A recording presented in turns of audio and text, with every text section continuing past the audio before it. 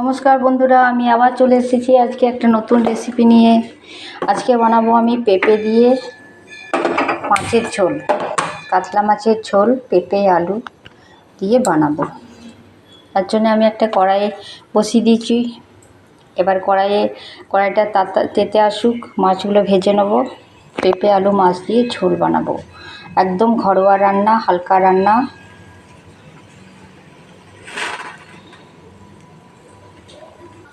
এবার কড়াই আমি তেল দিয়ে দেবো।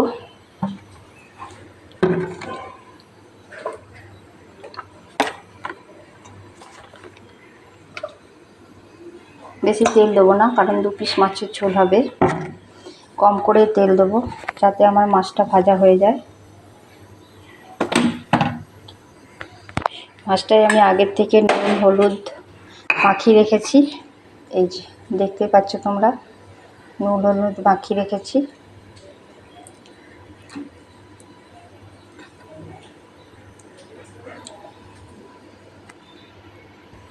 তেলটা আমার তেতে গেছে, এবার মাছটা আমি ছেড়ে দেবো।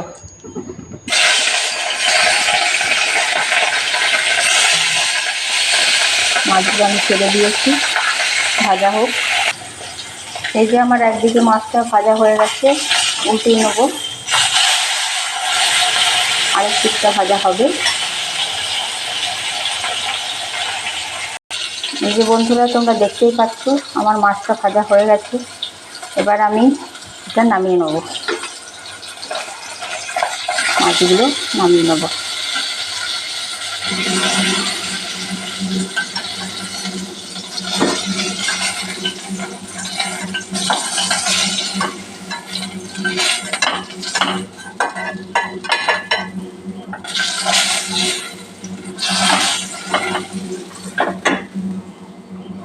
এবার আমি 5 ফোড়ন, শুকনো লঙ্কা তেলের মধ্যে ফোড়ন দিয়ে দিলাম। এবারে তেলটা চলে এসেছে, এবার ওই তেলেই আমি কিন্তু রান্নাটা করবো, আর বাড়তি তেল দেবো না, এক্সট্রা তেল দেবো না আর কি। এবারে পেঁয়াজ কুচিটা দিলাম, পেঁয়াজটা বাদামি করে ভেজে নিই।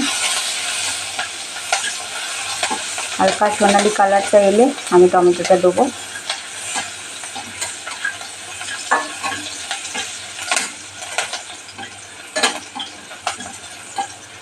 আমার হয়ে গেছে পেঁয়াজটা ভাজা। এবার আমি একটা টমেটো দেবো।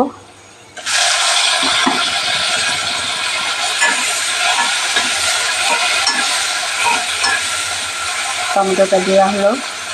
এবারে আমি একই সাথে সব কিছু নিয়ে নিয়েছি, ধনে জিরে আদা রসুন বাটা, হলুদ গুঁড়ো, নুন চিনি সব কিছু একসাথে নিয়ে দিয়ে দিলাম। এবার একটু টক দই দেবো।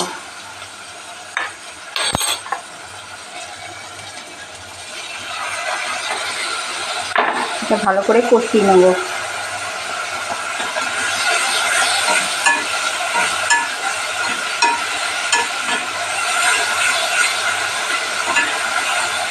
ভালো করে কষিয়ে নেব।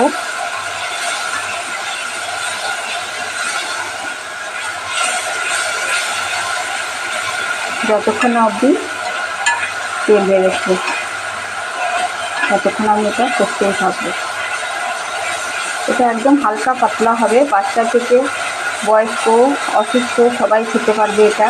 এটার মধ্যে কোনো লঙ্কা গুঁড়ো নেই, আর এটাতে কোনো মশলা, তেলটাও বেশি নেই, মশলাটাও কম, একদমই কম। এবার আমার কষা হয়ে গেছে, তোমরা দেখতেই পাচ্ছ। এবার আমি পেঁপে আর আলুটা মিশিয়ে দেবো। পেঁপে আলুটা দিয়ে আমি একটু নাড়চাড় করে 2-3 মিনিটের মতো নাড়চাড় করবো। নাড়চাড় করে আমি এটাতে জল ঢেলে দেবো। হয়ে গেল, আমি এবারে জল ঢেলে দেবো। আপনি যতটা পরিমাণে ঝোল খাবেন সেরকম জল দেবেন। হয়ে গেল। এবারে কি করব, এবারে ফুটে আসা অবধি, ফুটে এলে মাছটা দেবো। ফুটে আসুক। এই যে ঝোলটা আমার ফুটে উঠেছে, দেখতেই পাচ্ছ তোমরা। যে ঝোলটা দেখে নাও, একদম হালকা রান্না হয়েছে, এটা সবাই খেতে পারবে। মাছগুলো দিয়ে দিলাম, একটু ফুটে গেলেই আমি এবারে এটা নামিয়ে নেব।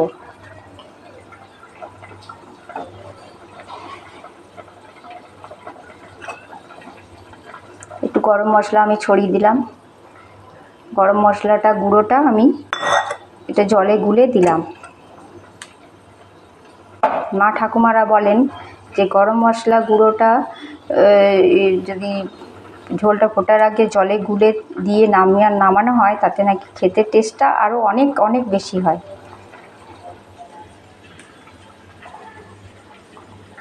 এই যে দেখতেই পাচ্ছ তোমরা, আমার হয়ে গেছে ঝোলটা।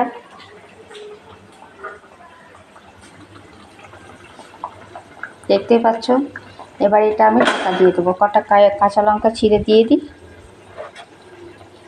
এবার এটা আমি ঢাকা দিয়ে দেবো। এটা যতক্ষণ না পরিবেশন হচ্ছে ততক্ষণ আমার ঢাকায় থাকবে। বাই বন্ধুরা।